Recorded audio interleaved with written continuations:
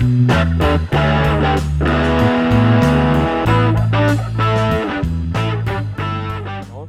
guys, this is Cory Allen with In the Spread here on a really blisteringly cold spring day, and as most of you know, spring is probably the most unpredictable season to musky fish, which is already one of the more unpredictable fish to fish for, and that makes it an incredibly unpredictable time of year to fish, except for location. Location can be quite easy. Sometimes presentation is where a lot of people fail. A lot of the fish, because of the call of the wild, so to speak, and the temperatures rising and things moving in the photo period, causing them to move into their spawning staging areas. Even if it shifts a little bit, like we've had a massive temperature drop that's kind of moved things out a little bit, they still don't go too far. It's not like they jump right back in the winter. But the thing is, like I said, a lot of people kind of struggle with presentation. They're always looking for that like tried and true thing. And as always, I try to encourage creativity. But there's some parameters to the creativity you can kind of look at and kind of exercise within your own judgment. But to help you with that, I'm just going to show you a few baits that I like for this time of year that kind of help me overcome a lot of obstacles. Just start out, glide baits. This is a fat AZ Raptor. And this is probably one of my favorite glide baits for all general purpose. It has a lot of an action like a hellhound, so to speak. It's got a little bit more English to it. You kind of have to get to know it a little bit better, but the cool thing is it sinks and it rocks when it falls. That's one of the things too, especially this time of year we want to consider is like when you're fishing a reservoir or a still body of water or even in a river, having a bait that you can get down a little bit and fish slow is a good thing. And a lot of gliders, they like to stay in the top 1, 2, 3, 5 feet is pretty deep for a glider for most people. Most of the bigger fish that I've caught on a glide bait, almost any time of the year, but especially in the spring, I'm letting it get down a little bit out of sight and utilizing the same speed controls that it has and combining with that depth. So many people kind of get caught up in that cadence of like, this is how I work this bait. I want to work it back and forth, back and forth, back and forth. And they don't let it pause. Or if they let it pause, they don't let it pause for very long. And they always consistently hit it at the same tempo, same speed. So like, especially with a bait like this that has a lot of control in the fall, I like to pop it, let it fall. And I won't go through the painstakingly long retrieve process of this. But just for illustration, in the first few pumps, you can kind of see, you can even watch the bait rock as I let it fall on the line. I'm not really working it like most people would a glide bait. I'm letting it sink, letting it get down out of sight, and I'm pumping it. And I'm kind of letting it contour the bank as well. Of course, when you're right off the bank, you want to pump it a few times just to keep it up. But as you get out deeper, make your retrieve even slower and slower. A lot of times that's when the fish will actually decide to pick up on it and follow it. And this time of year when the water's still down in the 40s and 50s, even if they're back in these coves like this, you can get them to follow. You want to give them some time. And like I said, a lot of glide baits, hellhound, stuff like that, they're not really the best for that. This fat AZ Raptor is great. I've got another glide bait I'll show you really quickly, the Trueglide Guppie, which is another great glide bait, more of a tap version. The Chape and Tail Gunner is still one of the best glide baits ever made for that. See how it rocks down? It's got a good sink rate. That's something you don't see a lot of gliders have, especially the little rocking motion. Even when you tap it down 5, 6, 7, 8, 10 feet. This glide bait, the Chape and Tail Gunner, Trueglide Guppie Jr. All those glide baits have a really good knack for retaining a lot of their physics even down in deep water. I'll show you what I'm talking about with the little Guppie Jr. That's a really cool little bait too. Really unique in the fact that few people are able to make a glider that's this small, still do its dance on heavy tackle. And I'm no stranger to throwing really small stuff. I have a spinning rod. I do not mind doing that, but I like throwing stuff on as heavy a gear as I can get away with. And that's a Trueglide Guppie with the little glide tail on it. This is a pretty cool little bait I was just talking about. I'll just make a little pitch out and bring it to the boat. That thing you don't want to do is you don't want to overhorse it. Like a lot of these baits, big wide-bodied, thick ones, you have to kind of give them some heft to get them to do what they're supposed to do. This one, you can overpower it. And I almost did it right there. So I'm just doing little bitty taps. That makes it really effective this time of year. And the fact you can do that down deep. See, watching it sink. We'll bring it up. So all you want to do is just tap it, let it fall. So like Dave was saying, the Trueglide Guppie, it's a little bit different feel of a glide bait. You just really have to tap it really lightly. You can overdo it really easily. When you do that, if you just get a feel for it and you tap it out like that, it does that little dance. And you can do that down 10, 15, 20 feet, no problem. It's a great little springtime bait, and the small size, especially the junior. Now we kind of take a detour off of like what you would find at musky shows, so to speak. Talk about some other baits. This is kind of new, but it's worth mentioning. I've become a really big fan of these overseas Swedish swim baits. Not just the way the design's made, but the baits themselves and how they function. Being able to change the depth, harness size, stuff like that, so you can change from a surface presentation to almost a vertical jigging bottom presentation. But some of these smaller sizes, like this is a Tomcat, just a regular Tomcat is 23 centimeters, and that sounds long, of course, because we're not using metric, but it's about an 8-inch lure, but the profile is pretty small still. And you rig them with these 20-gram heads, and you can fish them down. You give it just enough weight that it doesn't just sink like a rock. It has that little bit of an arc to it. You can fish them slow and they track down. And it's pretty nice in the fact that you can fling these out.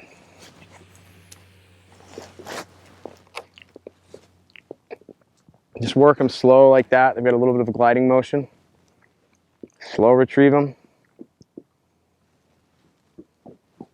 Then one of the most useful things, especially this time of year, when a lot of fish will be hesitant to pick up something on like the normal part of the retrieve, or even a traditional figure eight, like especially this time of year. I think always, I think especially this time of year, one of the worst things you can do is just to do a traditional figure eight.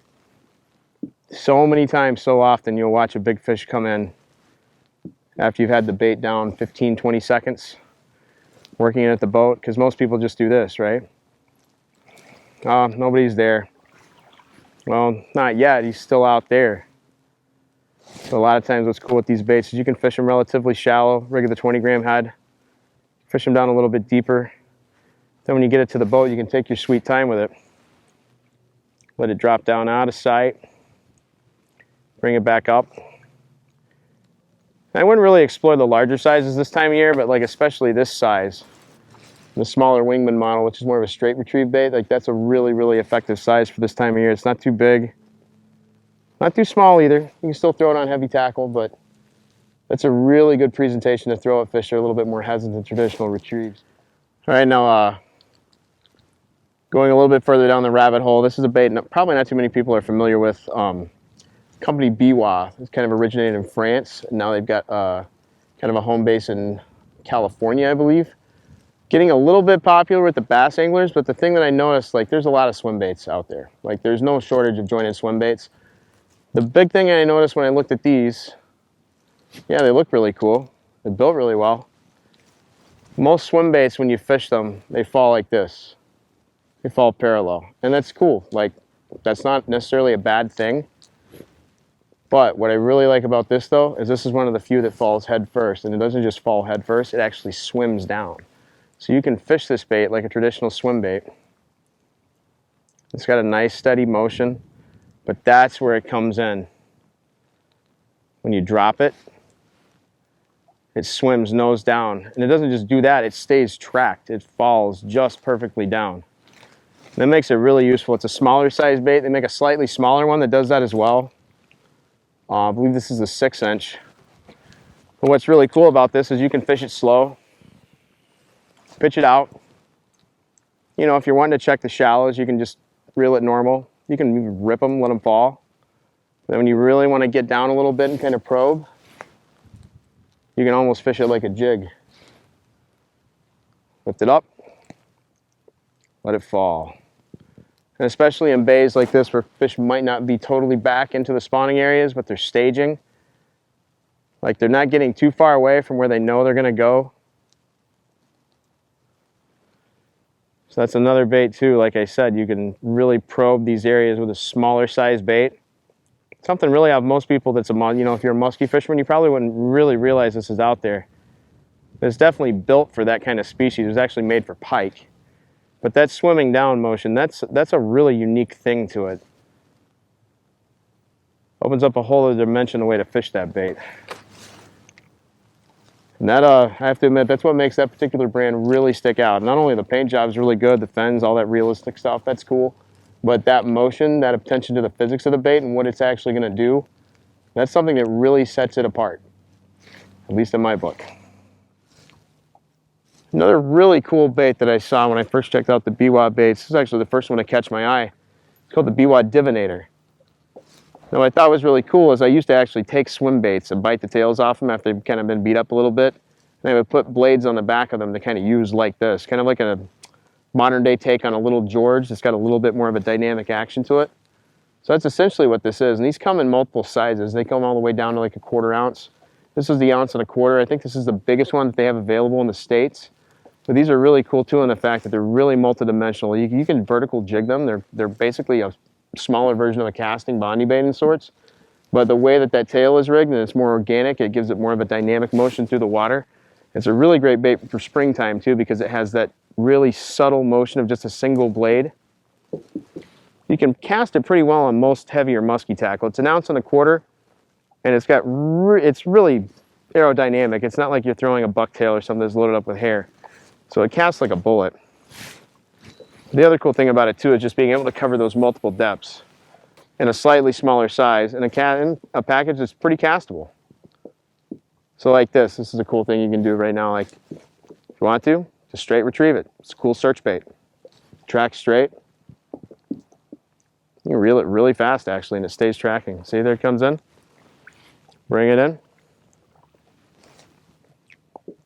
Even though that's on one of the larger ones, that's a pretty small downsized bait for muskie. So this time of year it really comes in handy, especially in these shad-based reservoirs like this. Like I'm not the biggest proponent of just always trying to match the hatch, but you know, you really can't argue with it. And this comes in really handy when it comes to considering that. But the other cool thing too is, like I said, the way these things sink, they sink controlled, they don't rock, they don't twist and spin. They have a really cool little organic kind of quiver to them, and the blade kind of assists that. So you can fish them a lot like this. Let them get down a little bit, let them track, let them hone, and then when you get them close to the boat, what I like to do is this, just bring them in really slow. Barely make that blade move. There it comes in. Let's give them a chance to look at it. And it's a really cool little package too how they were able to do this because that little blade entices them from the back, but the body itself is just the right size that almost any muskie that you'd be wanting to catch as far as, you know, size goes. Would have no problem just taking a swipe at that and just gulping the whole thing down. So that is the Biwaa Divinator.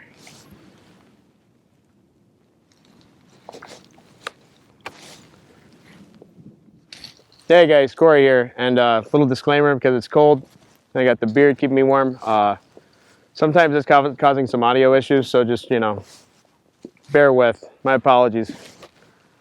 One of the things that's really surprised me the past few years, actually the past year, is I didn't really consider Berkley as much in the means of bait production. Like, you know, they make power bait, soft plastic, stuff like that, but the hard bait stuff, they weren't really the name that came to mind when you started thinking along that lines for any species. But the past couple years, they've really upped their game, and they've not just upped their game, they've kind of like set some new bars for stuff. I've talked about this bait before, but it really comes into play this time of year especially. The Berkley Juke, and this is the 128 gram. This is the shallow model, which is the only model right now. I hope that means they're making a deep. But what's really cool about it is, like I said before, you can throw this on the heavier tackle, but it has a lot of the same physics of a glide bait combined with a twitch bait jerk bait. So as you can see, twitch it. And I'm throwing this on heavy tackle, 100-pound snap, 80-pound leader, 80-pound line.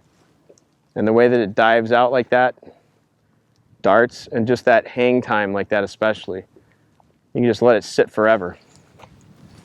So that's what's really cool about putting this bait to use in the springtime. Not only that, check this out. If you want a search bait that's a little bit smaller, it's got a really organic trail. Doesn't just track in straight. It never hardly ever blows out. When you put some speed on it, trolling or casting, it wanders. It's a really good option for that. But then again, in the same retrieve, I can do this. I can run it, and then I can just stop, start twitching it. Let it sit. Let it pause. Take my time.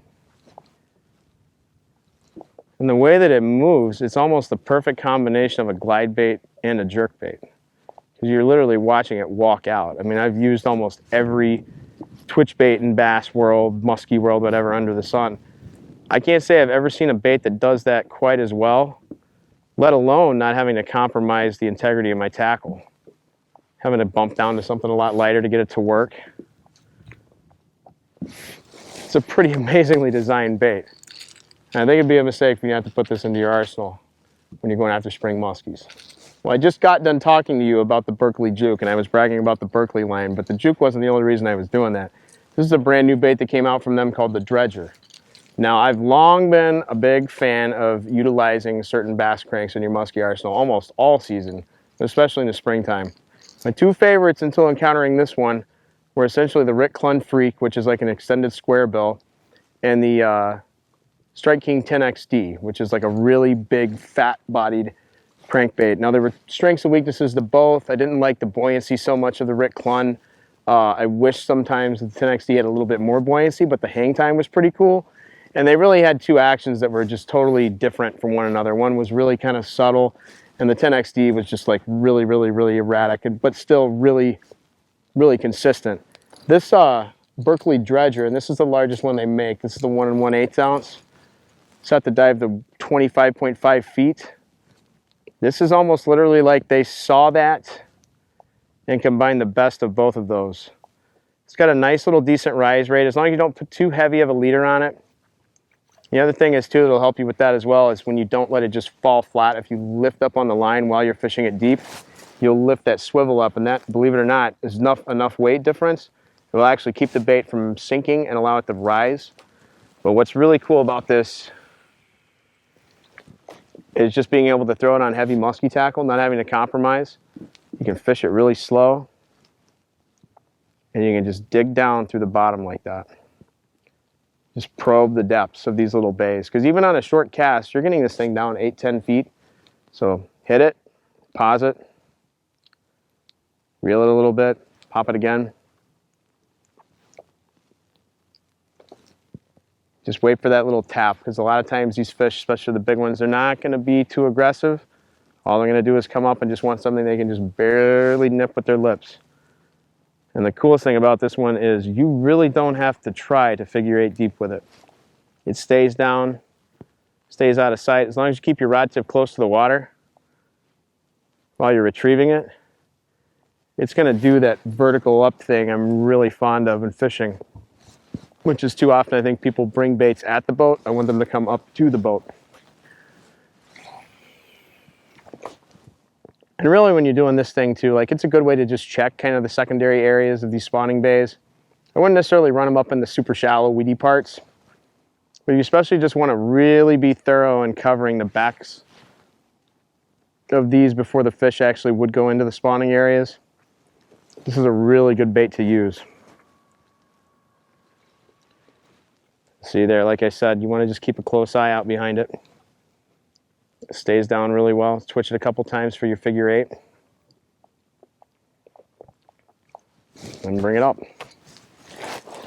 It's built like a tank too, so it can handle a lot of bottom bouncing. Hooks are really sturdy as they are. I wouldn't mess with that too much because that'll actually affect the weight of the bait itself. Change the action. But this one definitely, out of all the bass cranks I've used for musky, that's probably my favorite thus far. It's brand new. You gotta check it out.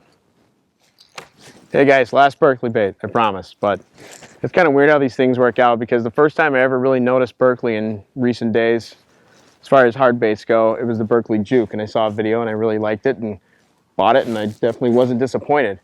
So then I did a little bit more research, and I found out, you know, they make a rattle trap too. I was like, well, let's see if that holds up to the standard. I'll be totally honest with you. I'm a big fan of rattle traps, not just in the spring. They come in really handy checking the spawning coves. It goes without saying that like it's a really popularized tactic in the South to throw rattle baits into the shallow spawning waters, a search bait, but I think it's a great bait any time of year, but especially now, not just even in those super shallow back bays. It's a great way to cover the water and trigger strikes. But I'd use the rattle traps. I'd use any of the musky ones. I won't name them by name. They all kind of fall under the same category. They've been designed for that technique. They were all okay, but I all felt like there was compromise to them, especially the fact that you usually had to bump down your tackle a little bit to get them to work properly. Because I just really didn't like that, especially some of the stuff you'd be throwing some of these baits into. Like bumping down the tackle seemed like it would be counterintuitive. Like you want to be able to horse them out of those like muddy stick bladen areas and stuff like that you're throwing in. What's really cool is I think Berkley actually did it. Now this is called a 3/4 ounce, but it's actually 15/16 ounce. And this is called the Berkley Warpig. And this is pretty new too. Comes in 3 sizes, but I'm definitely talking about this one for the most part. Because I'm a big fan of keeping the rattle baits small. Like you don't want tiny, but I'm not a big fan of like these ones like, I know Rattle Trap makes like a giant 1.5 ounce one for musky and pike. I don't really think it suits this need. I honestly don't think it really has much of a purpose specifically almost any season. Not that it's a bad bait, but I think that these basically do the same thing that it does, but do a few things more a little bit better.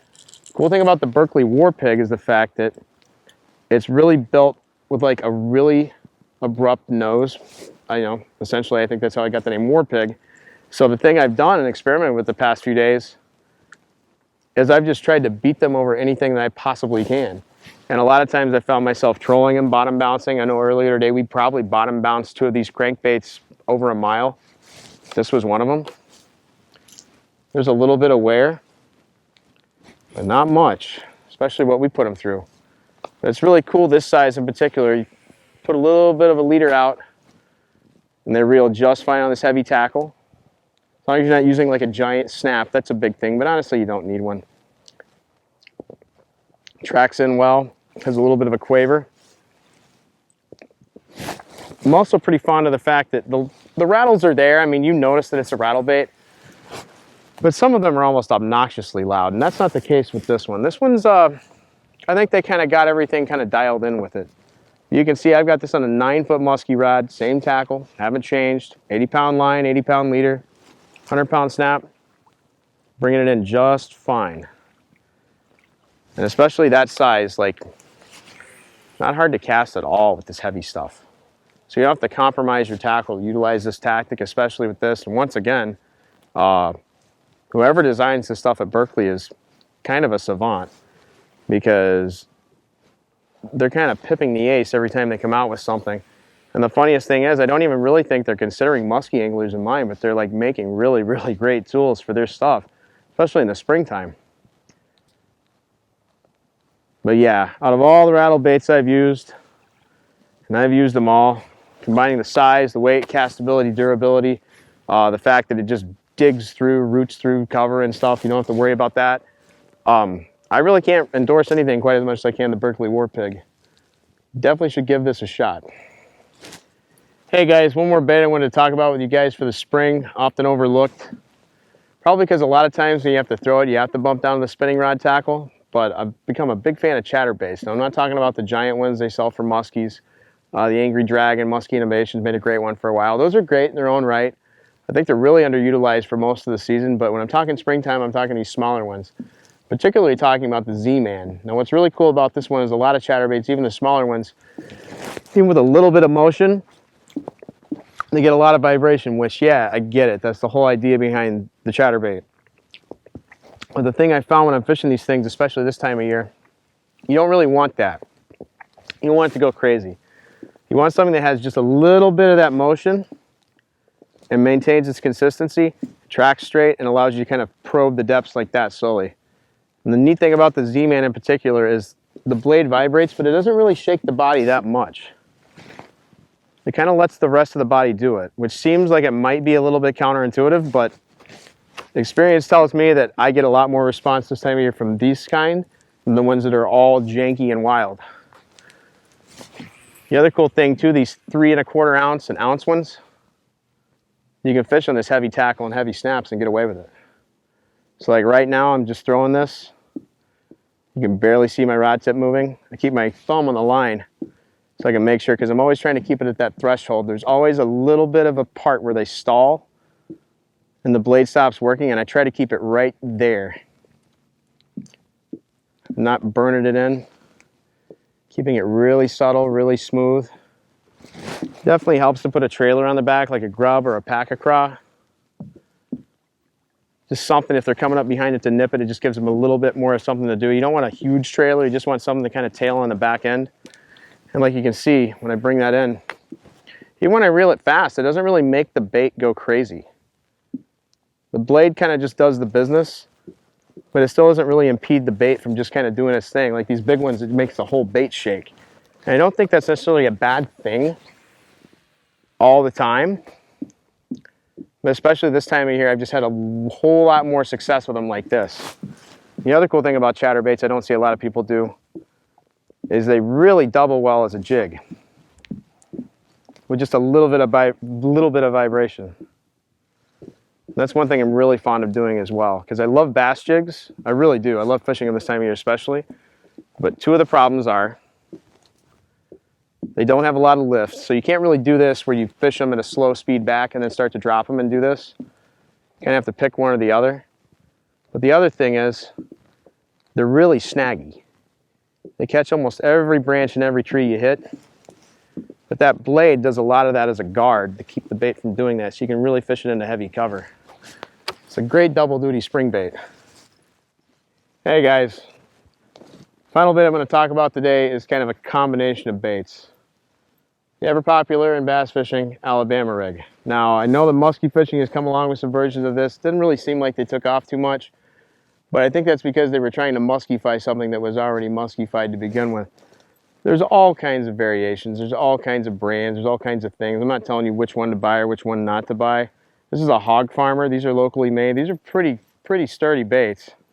See one of the issues with the Alabama Rig right now. But one of the things I do caution is, like, a lot of guys seem to think these ones that have, like, for instance, they'll have like 2 or 3 blades on each arm and all these things. Like, that's cool, I get that, and I don't think that's a bad thing. But one of the things I think it does is it gets in the way of what the rest of the arms are supposed to do. Most states, you have to have 3 hooks max, and then you can't put anything. You have to put dummy baits or whatever on the rest of the rig. It's illegal, not just to fish in tournaments, but fish period, but more than 3 hooks on one rig. When I first started experimenting with them, I kind of played off that because I had a lot of 5 arms. I just kind of messed with the shape. Now, like I said, it kind of works to your advantage because you can get these much cheaper than the ones with all the blades on them. But I like to take these 5 arms. They come fully straight out. They don't really bend them. You do that. And what I like to do is put them in this star pattern, or like a upside down pentagram. You know, sorry. But what's cool about that is, after all the different ways that I've used these things, it's the only one that I've gotten to do this. You put those 2 little blades. These are swing blades. Normally I use like number 4 and number 5 Colorados on the 2 top arms. And what those do, when you put that on the top, you can watch it. Even when I turn it, you give it just a little bit and it makes it always right itself. So it's not always spinning, twisting. I always like to put that bottom arm a little bit out, and I always put the biggest on there. Now, I've used a lot of different baits for this, and you can kind of use it. It's more of a weight issue than a bait issue. But these Storm Swim Shad, you can get them for like $5 for a 3-pack of each. You can't beat that. They're really sturdy, they're good, and then, you know, when you're putting them on something like this, makes them a little bit more easy to swallow because they're disposable. But, you know, this one, it's got the 5-inch on the bottom and then 2 3-inch on the side. So now you've got a cool springtime bait that allows you to present multiple size baits with a little bit of flash. The way I just showed you to arrange it, putting like a number 4 swing blade or a number 4 or 5 Colorado on it, make sure it's the same size on both of them. Keeps it upright. Here's the other cool thing. When you range it like that, except for the times that it does that, and you will have to deal with it, you can fish them dropping and they stay controlled. So like there, it landed at a different angle, the blades up top made it right itself, and then I just dropped it. And now I'm fishing it down. That bottom heaviest bait pulls the whole rig down, swims head down. The blades at the top that allow it to right itself every time it gets out of angle also counter rotate and keep it upright while it's controlled on the fall. And the other cool thing is, then you can fish it like this and let it sink, go down, and it's multi-dimensional. And if you're like me, you start using this, catch some fish on it. One of the things you'll notice, oddly enough, especially this time of year, is the whole thing will get their attention. You would think they'd hit that one. 9 times out of 10, even the big fish, they'll pick off one of these. Don't know why, but it's interesting. They'll pick off one of the small side ones. So yeah, even though it's Bass World, I would definitely consider that. Make sure you get one that's really well made though. Some of the cheaper umbrella ones, they're not gonna hold up to a muskie. These Hog Farmers are really good. I'm not really too familiar with any of the other brands that are really sturdily made. But like I said, I would really encourage you to use the ones that don't have all the blades on the arms so you can do this arrangement, because that allows it to be a lot more multidimensional. I know a lot of times the people, if you drop one of the other ones, the other blades on the arms will get in the way. They'll tangle up, it'll twist. This one, like I just showed you, it always rights itself. And it does so even better when you put the Colorado blades on them, because they have a little bit more resistance. I've got these little swing blades on. They're just not quite a Willow, not quite a Colorado. So I can fish it a little bit deeper, a little bit faster. Willows don't seem to work too well on it. Willows don't really helicopter down that well. But that arrangement in particular, and if you want to know exactly what it is, that's a Hog Farmer Alabama Rig. They're like 13 bucks a piece. And you're looking at, you know, $5 for the shad, and the blades in a pack are each, they're probably about 10 cents. So it's not too bad, and it's a really effective bait year round, but especially in the spring, covering open water, definitely should add this to your toolbox. Hey guys, wanted to thank you for joining me out here today within the spread. I love doing stuff like this. I love sharing the little nooks and crannies of musky fishing I like to explore. Not everybody can hop in the boat, not everybody can get on a guide trip for a day. But I don't like that to limit me. You know, that's why I love the platform of In the Spread and stuff like that, because I get to share this kind of stuff with you guys. Love it if you come fish with me, but you know what? You don't have to. I like doing this anyway. And I hope I taught you a few things today, gave you a few ideas for baits. More than anything, I hope the baits that I showed you and the way I was illustrating how to use them and why I use them, why I like them, helps you kind of find your own versions of the baits that I like to find. And whether they've been the last kitten in the box nobody picked, or it's the hot new thing nobody realizes is a hot new thing yet.